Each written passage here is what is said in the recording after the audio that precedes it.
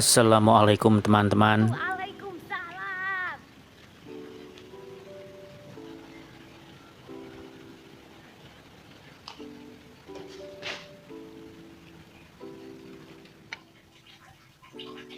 Setelah kegiatan rutin subuh, aku dan Bro Wido mengganti kran tempat wudhu yang rusak.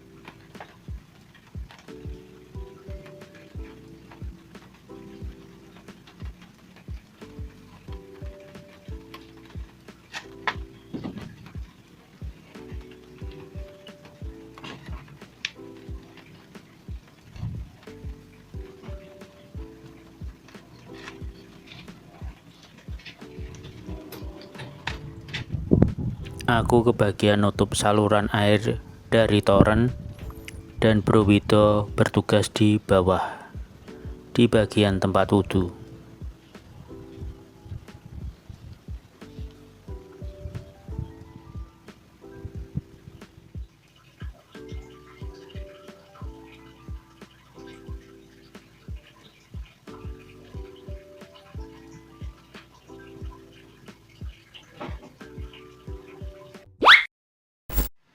Sekarang mari kita bedah 5 alasan kenapa orang itu begitu mudah untuk mengambil harta yang haram.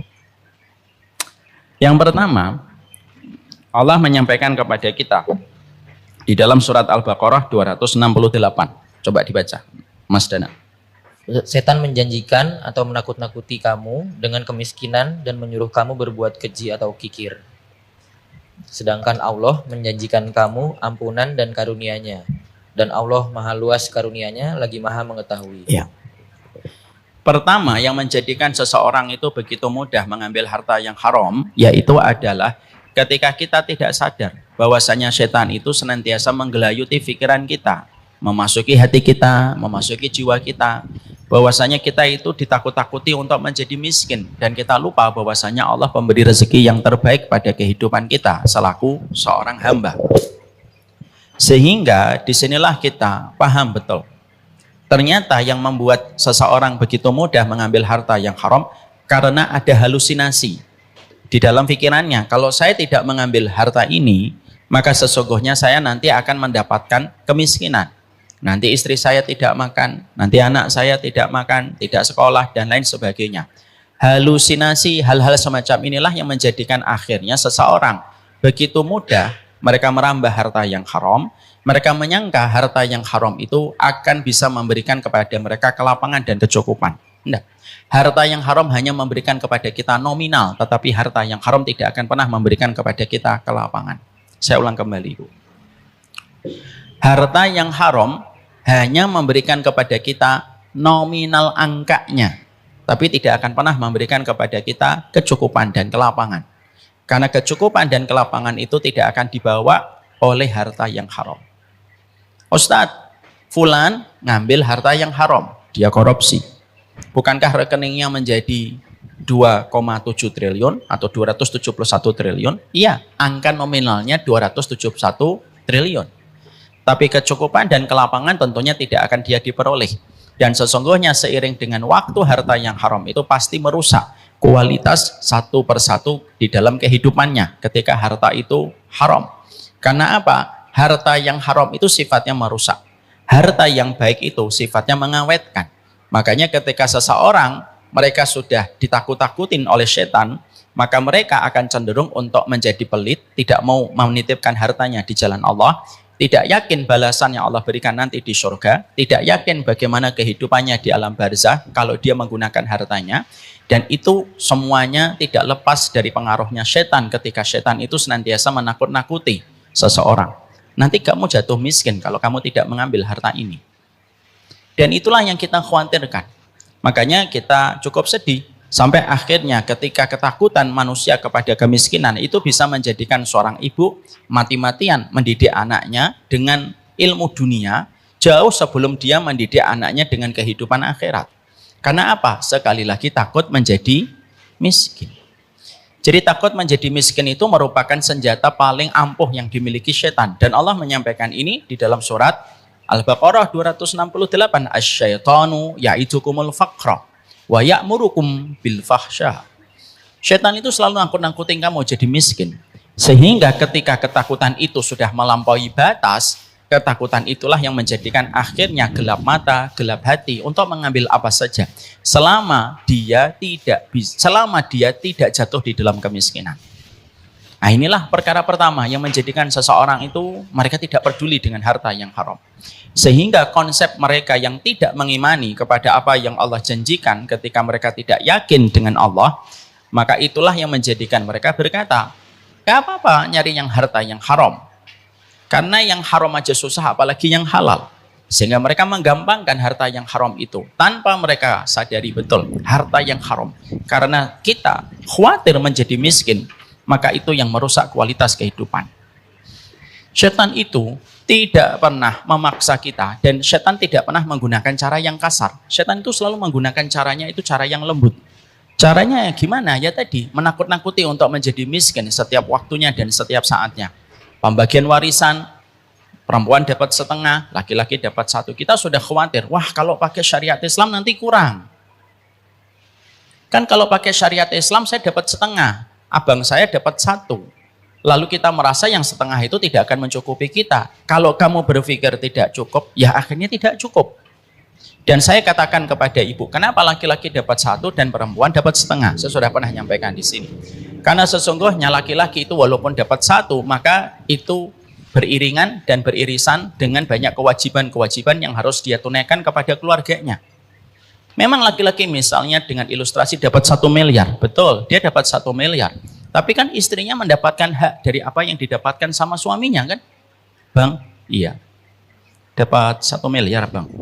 Iya. Ingat ya janji-janji manismu kepadaku. Maka sesungguhnya istri wajib suaminya wajib nggak untuk memberikan apa yang dia dapatkan kepada istrinya? Wajib. Anak-anaknya ketika sekolah mintanya kepada mamahnya atau kepada bapaknya? Bapaknya. 1 miliar itu dikurang-kurangi, paling-paling tinggal 1/4 bagi dia. Mungkin 3/4-nya dibagi untuk yang lain. Memang dapat 1, itu pun karena Allah memberikan kepadanya banyak kewajiban. Tapi kalau ibu dapatnya setengah, kami dapatnya cuma 500 juta Ustadz, betul, tapi itu kan miliknya ibu sendiri dan itu utuh. Dan ibu tidak ada kewajiban memberi kepada suami. Kalau suaminya ngomong, mah, iya, dapat warisan ya mah, iya dong. Berapa? 500 jeti. Pinjam ya untuk modal. Maaf, tidak ada pinjaman untukmu. Dosa atau tidak dosa? Tidak dosa, cuma kebangetan aja. Maka sesungguhnya di situ kita mendapati bahwasanya disitulah kita ketika kita khawatir miskin, maka itulah yang menghalangi kita dari banyak hal.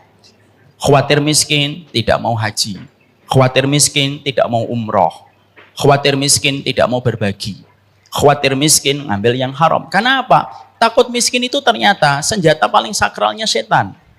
Sehingga akhirnya orang kehilangan harapan dan kehilangan keimanan dia kepada Allah karena takut miskin.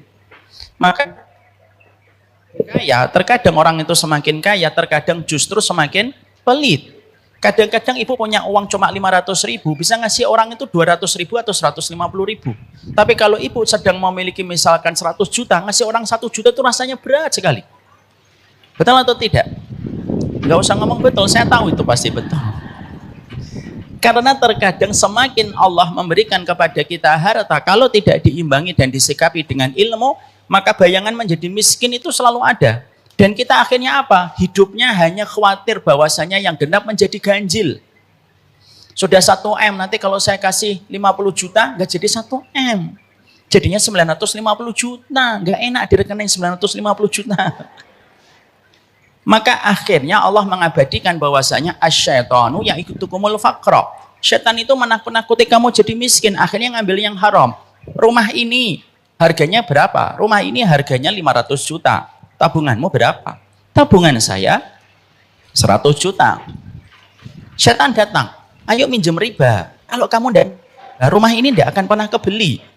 Kalau kamu nabung sampai 5 tahun, mungkin tabunganmu menjadi 500 juta, tapi harga rumah ini pasti sudah menjadi 800 juta. Harus pakai riba, nggak bisa sekarang itu kalau beli rumah nggak pakai riba. Akhirnya apa? Karena kita khawatir rumah itu tidak jadi milik kita dan kita khawatir nanti ngontrak terus. Akhirnya apa? Kita mengambil riba. Tanpa kita sadari kalau rumah itu milik kita, walaupun tidak pakai riba pun akan tetap menjadi miliknya kita. Demi Allah, Bu. Tapi kalau rumah itu bukan milik kita, walaupun kita menempuh dengan cara riba hingga cicilan 15 tahun, kalau memang bukan milik kita, rumah itu akan kita jual kalau memang bukan miliknya kita. Karena apa? Meyakini kebenaran jalannya Allah itu tidak menjauhkan rezeki, dan meyakini jalannya setan itu pun tidak mendekatkan rezeki.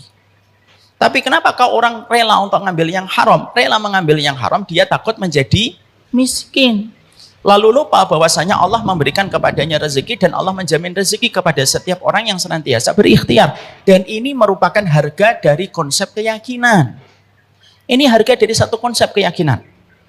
Makanya akhirnya yang kita dapatkan adalah kalau orang sudah dalam kondisi jatuh miskin, terutama yang kita lihat konten-konten yang selalu menceritakan tentang finansial, pencapaian harta, pencapaian rezeki, Anda khawatir kalau tontonan kita lebih bersifat kepada apa yang didapatkan dari materi dan finansial, lama-lama akhirnya lama-lama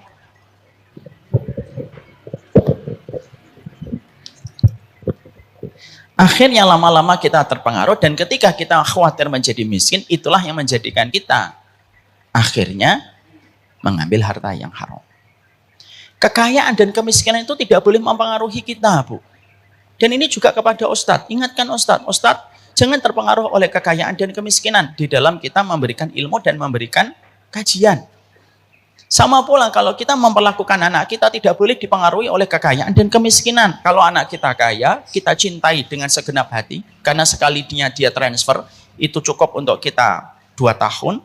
Tapi kalau ada anak kita, ternyata ditakdirkan belum memiliki kekayaan ketika masih kemiskinan gitu, dan jarang transfer, itu janganlah kita alihkan, janganlah kita benci dia hanya karena dia tidak mendapatkan kekayaan. Karena apa? Janganlah kekayaan dan kemiskinan itu mempengaruhi cara kita bermuamalah. Kalau kita khawatir menjadi miskin, itulah pangkal dari semua kerusakan. Pangkal dari semua kerusakan itu khawatir menjadi miskin. Akhirnya kalau kita khawatir menjadi miskin, akhirnya penyakit yang paling dekat apa? Yang paling dekat itu bakhil. Padahal bakhil itu merusak. Bakhil itu menjadikan kita semakin melekat dengan dunia, dan semakin melekat dengan dunia semakin sulit untuk mendapatkan nasihat kebaikan. Dan Allah akan memberikan kepada kita hukuman. Hukuman Allah tidak selalu dengan banjir bandang. Hukuman Allah itu tidak selalu dengan tsunami. Hukuman Allah tidak selalu dengan gempa.